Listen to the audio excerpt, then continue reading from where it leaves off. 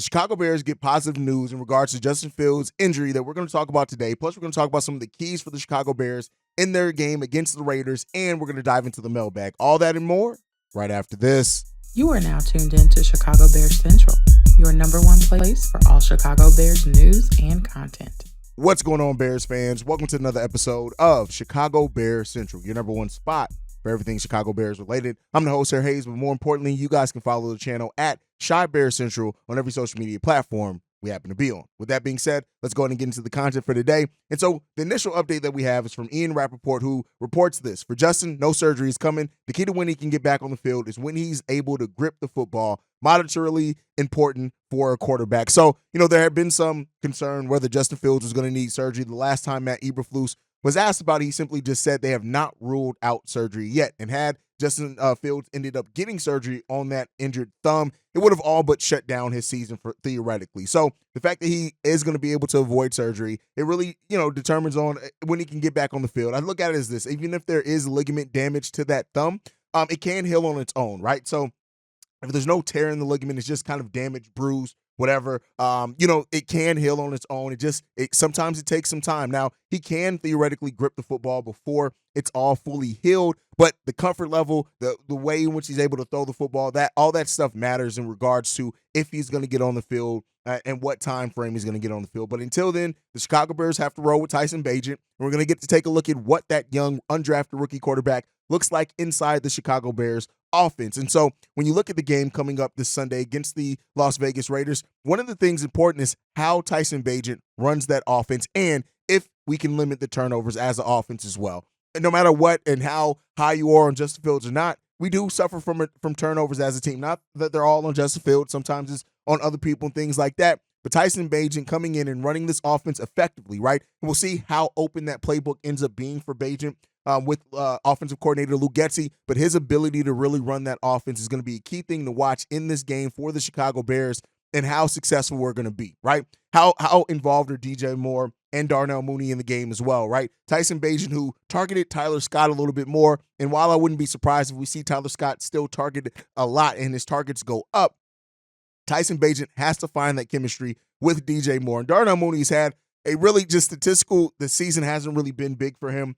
If we can use both these guys or all three guys in that passing game to take advantage of the Raiders secondary, that's going to be big for the Chicago Bears in this upcoming game as well. And we talked about yesterday, the offensive line overall, how that offensive line stands up. You got a rookie Tyson Bagent in there. He's going to benefit from the most time possible. We need to protect the quarterback. That's day in and day out, regardless of who's on the field for the Chicago Bears.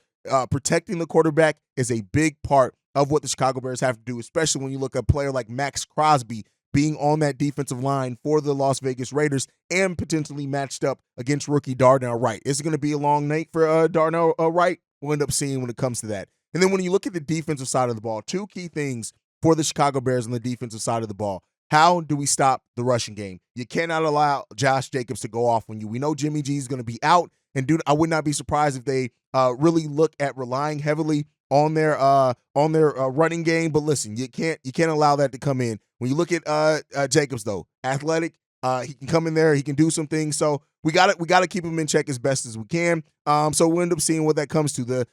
Our defense has to step up in that part of the game, and our secondary. You cannot allow Devontae Adams to cook you like he has the Bears in the past, right? Devontae Adams is a former Packer, somebody that we all know and we have seen a lot of, and we know what he can do against the Chicago Bears. We cannot allow him to come in and have a big game against the Bears as well. We'll have a whole pregame show, me, C-Dub, and Bobby, leading up to the game on Sunday, but that's just kind of some of the key things to look out for. But with that said, it's Friday, so you know what that means. It's Mailbag Day. Let's go ahead and get into the first voicemail. This one's from Darius. What's going on, guys?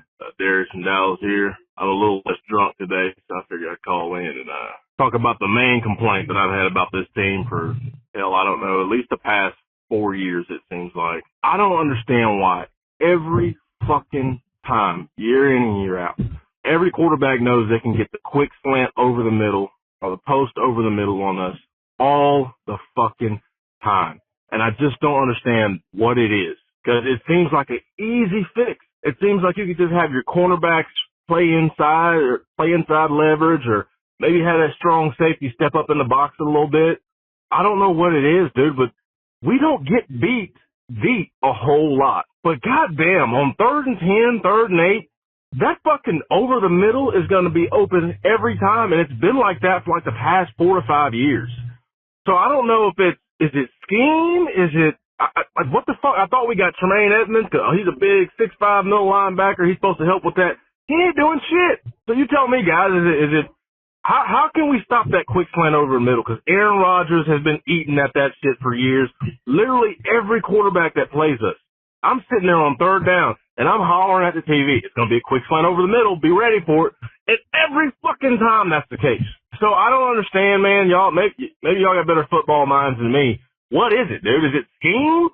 Is it how can you stop a quick slant? I mean, I'm not saying you got to go and cover one all the time. You'll get beat by that. But goddamn, dude, I'm sick of getting beat over the middle every fucking play. And we got $80 million linebackers. We got a strong safety that's supposed to be young and promising. We already know Eddie Jackson ain't shit, so I'm not even gonna bring him up. But what is it, man? Because I'm tired of this shit every year. Over the middle, quick slant. But when teams really need something, it's going to be over the middle. And then we don't do it on offense. We're looking for screen plays and out routes. But we got Cole Kmet and DJ Moore, probably 2 of the better guys to catch something over the middle. I don't know, man, but I'm fucking fed up with that shit. Y'all tell me, dude, because I can't figure it out. I hadn't been able to figure it out for the past 5 years. Texas up, bear down, goddamn me. Bears giving up a lot in the middle. That kind of goes with the last point that I made. And yes, you are absolutely correct. Tremaine Edmonds was supposed to be a big part in helping solve some of those issues for the Chicago Bears. Tremaine Edmonds has not been in coverage what he was shaped up to be last season. Now, some people did warn us, right? They came in and said Tremaine Edmonds has really had one really good season as a solid pass coverage linebacker in the NFL. And it's been up and down in the mixed bag for Tremaine Edmonds. But this is a game that hopefully Tremaine Edmonds steps up in. But you're right? It has always seemed like the Bears give up the middle easily. Is it a scheme thing? Yes. Have we had different defensive schemes? Yes. But when you look at Matt Eberflus's scheme and the fact that it's heavy zone coverage, the middle of the field can open up, especially if you put pressure on the outside. And unfortunately, that's just something that the Bears have continually and always given up. And hopefully they can stop the bleeding, right? And as you said, you kind of always know when a team needs a big down, a big conversion, they go towards the middle with the Chicago Bears. They attack that zone that way. And so the Bears have to tighten up in that. I don't know how much we're going to have the correction this season, but it really does point to as well just the limitations of Matt Eberflus as a defensive caller, and that's your head coach, right? So, those concerns are huge there. They're completely valid, and hopefully, I don't know if we're able to stop the bleeding this season, but hopefully that is something that this coaching staff, whatever new coaching staff comes in, if a new one does, that they look to really shore up. Because when you have such a glaring weakness that every team takes advantage of it when they need to the most, they can bet on, they can get something down the middle against the Chicago Bears. That's a huge concern, especially for more of the tacticians at that coaching position in the NFL. So let's hope that the Bears can, at some point, stop the bleeding in those areas. All right, let's get into the next voicemail. This one's from Fred. Hey, what's up, man? What's going on? This your boy Fred, man. Man, after watching that motherfucking game, man, it's like, it's ridiculous. Like, they go from sugar to shit, then it's like the play calling, like, what the fuck happened? Like, y'all didn't want to stick to the game plan that y'all had in the last 2 games? Like, Luke Gessie and Matt Eberflus, them motherfuckers got to go. They should have got fired after that fucking Vikings game. I don't give a fuck if the defense, like, that's good, okay, the defense held their own, I get that. I get a defense credit. But the offense, like, it's pathetic, man.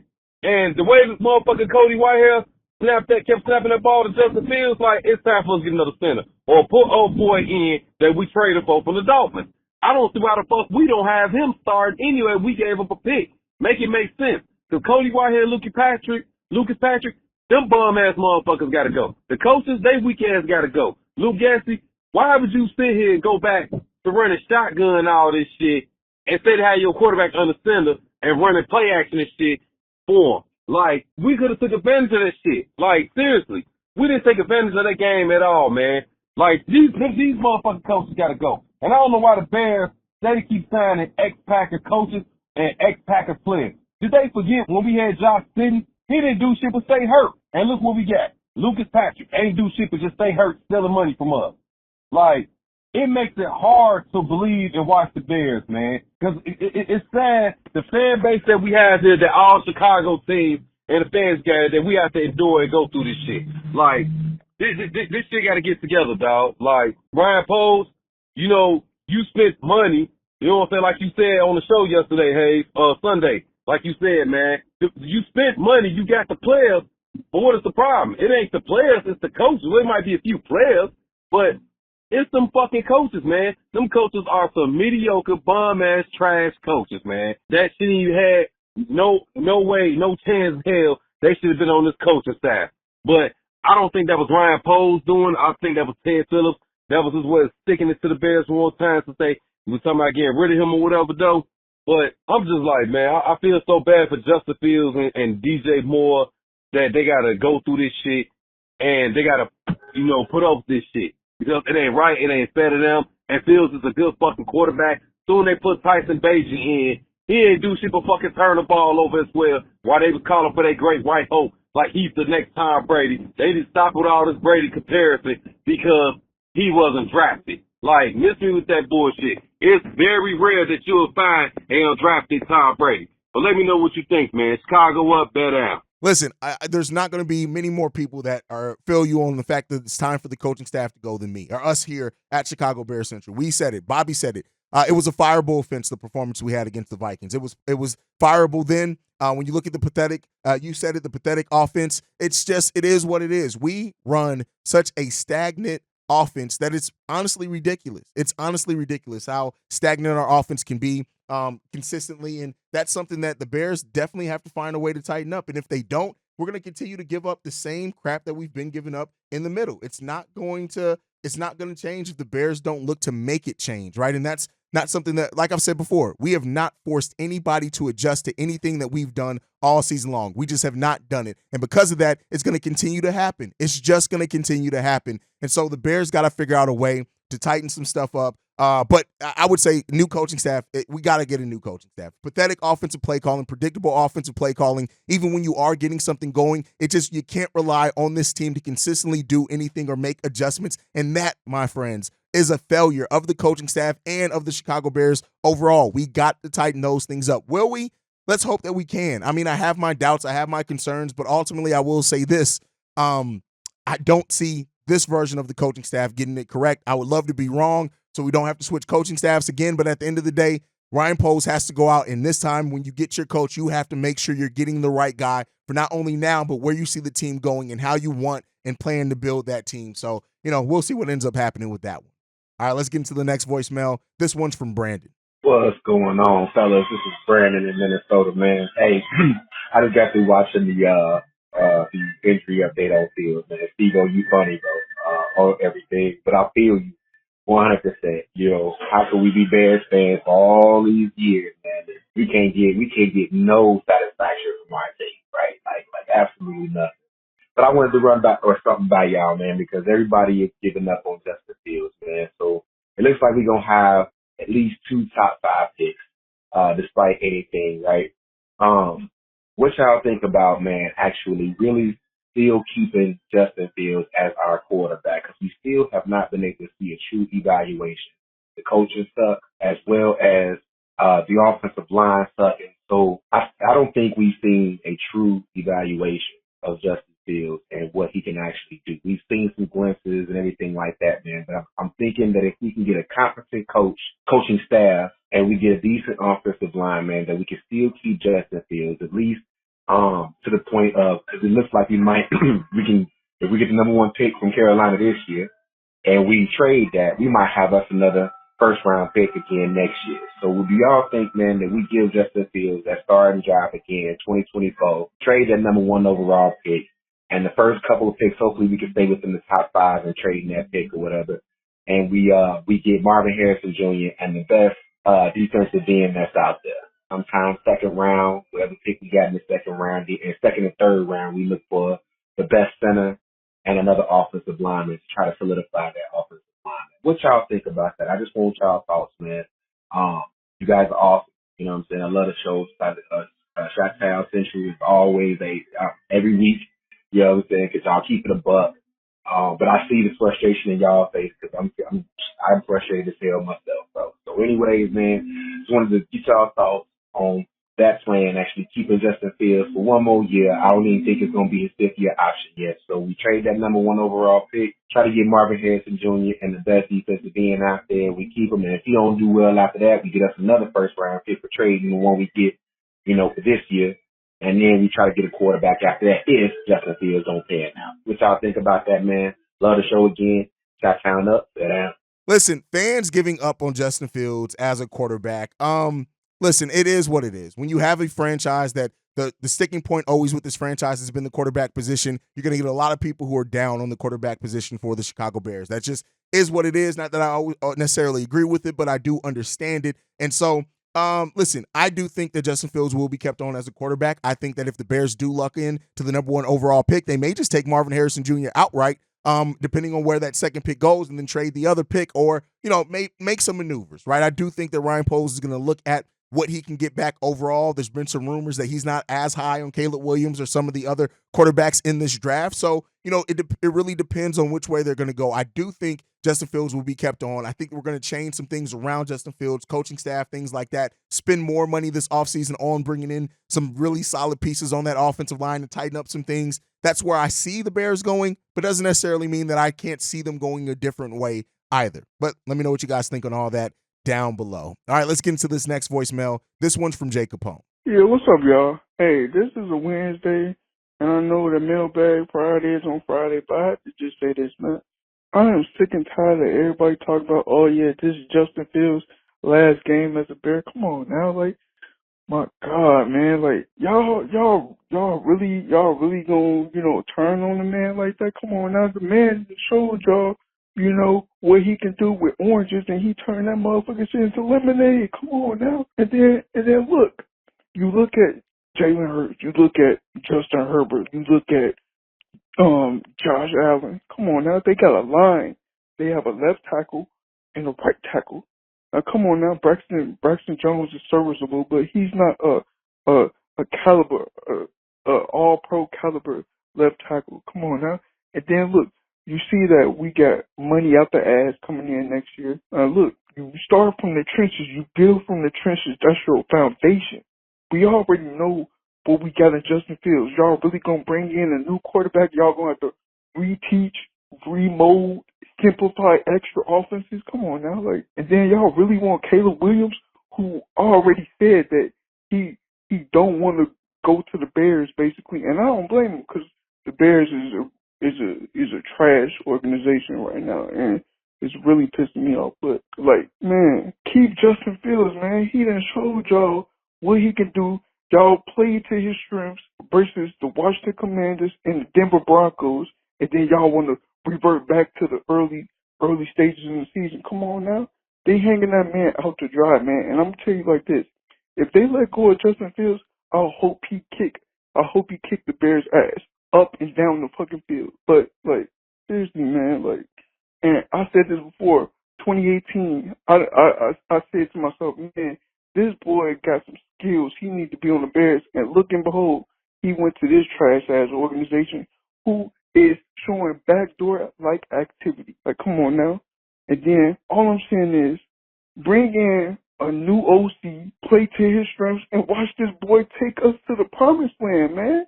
Come on now. Man. But all I got to say is, man, I believe in Justin Fields. You can call me a Justin Fields truther, believer, because that's what I am. The boy got skills, and he could be a top 5 quarterback in this league if you play to his motherfucking strengths, man. Come on now. All I gotta say is, in Justin Fields I trust, and Pose, man, get it together, man. You see it for yourself. Come on now. Chicago up, Bear down. Sick of Bears fans saying Justin Fields' time is up. Listen, this is the thing. I think a lot of Bears fans were never fully in on Justin Fields either, to be quite honest with you. I think we also live in a microwave mindset society where everybody wants everything then, right? And they're ready to switch. It's a zillennial thing, right? You're just ready to switch immediately the moment that something goes left or doesn't seem that it's going to be. And that's when you get yourself in a continual cycle of failure, right? You have to eventually see what you can bring the most out of out in a guy. Now, that's not to say that Ryan Poles may not be sold on Justin Fields and may want to go a different route with quarterback. But eventually, once Ryan Poles settles on whoever his guy is, whether that's Justin Fields or somebody else, you got to go through that development process. It's not always quick. Sometimes it can take a little bit longer. So, when it comes down to it, like I said, I'm leaning more towards seeing Ryan Poles trade the number 1 overall pick if we end up with it.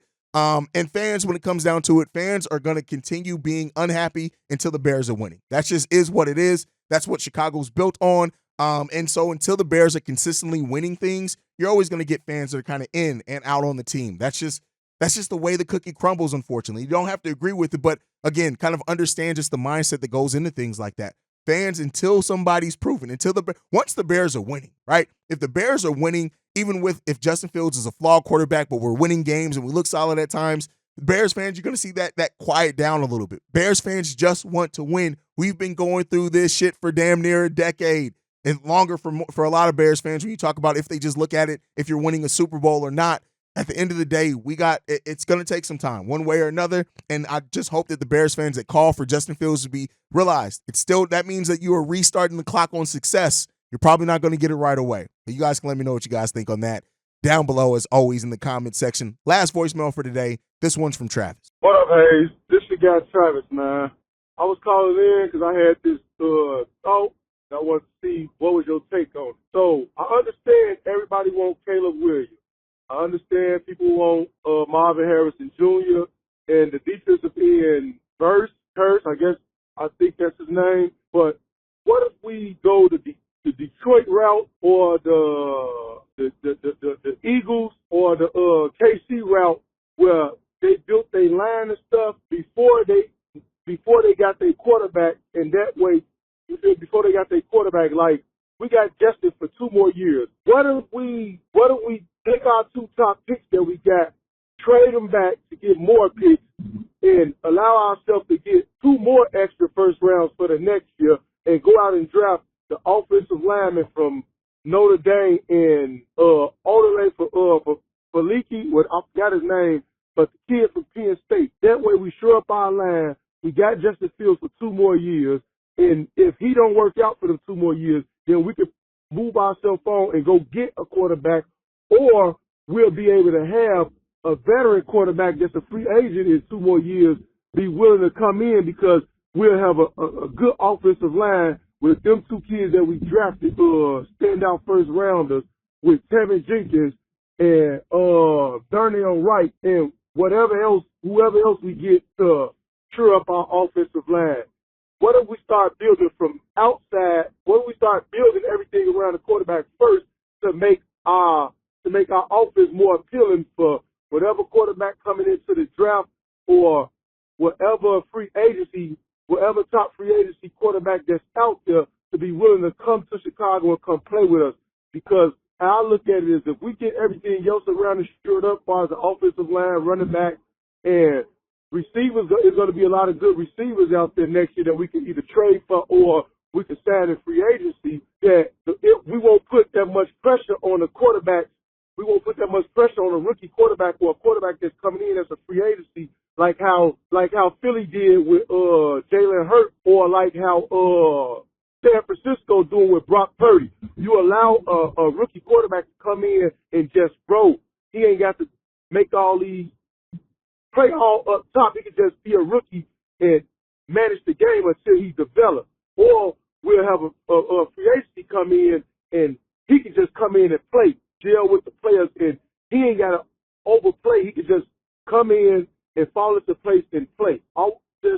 Waiting 2 more years from Fields. Here's what I'll say, right? I do agree that you want to build up everything. And I'm not saying that the Bears won't wait 2 more years for Fields, but I don't know if they go veteran quarterback or anything like that. I think they do go young, but I think ultimately the things that the Bears are faulty at, having a weak offensive line, having a bad offensive play caller, right? Needing some more weapons, needing more consistency. Those are things that we need regardless of who the quarterback is. So we still have things that we need to tighten up either way. And like I've said before, I don't think there's any quarterback, no matter how great they are, that can completely right this ship that we're going through right now. There is quarterbacks that absolutely are better off right now and better suited to maybe win a little bit more games. But the ultimate success that the Bears need and want is not going to come via just by changing the quarterback. It's going to come via upgrading a lot of positions, upgrading that offensive line, as you mentioned, getting better in the trenches on the defensive side of the ball, being more consistent on defense, having a better offensive play caller. These are things that we're going to need for this team regardless, right? And so because of that, I want to see Ryan Poles continue to strengthen up those things. So, we'll end up seeing. But I will say this, to fight against my own point, you guys know I like to give both sides of the opinion. I will say this, if Ryan Poles sees, keep in mind, this class of quarterbacks is supposed to be one of the best classes in a decade almost. So if Ryan Poles sees a quarterback in this class that he feels he cannot pass up on, you got to do your due diligence and bring him in if you have the opportunity to. And that's just if they see it. And that's if Ryan Poles isn't. So a couple of things going on there. If he's not sold on Justin, which I'm not sure if he is or not, if he's not sold on Justin, and if he sees the quarterback in this draft that he is completely and utterly sold on, it's hard to pass up on that when you have a team that's currently 1-5. That's just is what it is, right? So again, while I don't think that we're going to see Ryan Poles and the Bears pivot, if Ryan Poles and he's always plays clean things close to the vest, if he truly sees his guy, right, and has the opportunity to draft somebody, a quarterback that he sees as his guy and a young weapon and grow with him in Marvin Harrison Jr., it's hard to pass that up. So it really depends on what the mindset, what Kevin Warren and Ryan Poles are really, and how they really feel about Justin Fields. And that's questions that they have to really look and dig down deep and answer over the course of the rest of this regular season leading into the draft. But thank you guys so much for tuning in. Make sure you're following the show at Bull Central Pod. At Shy Bear Central. You can send us any feedback, questions, comments, concerns. ChicagoBearCentral@gmail.com. And then lastly, if you want to leave a text message and our voicemail, the number to do so, 773-242-9336. We are the number one spot for everything Chicago Bears related. And like I like to end every episode on, Chi-Town up, but bear down. Love you guys. Peace, y'all. This has been a presentation of the Break Media.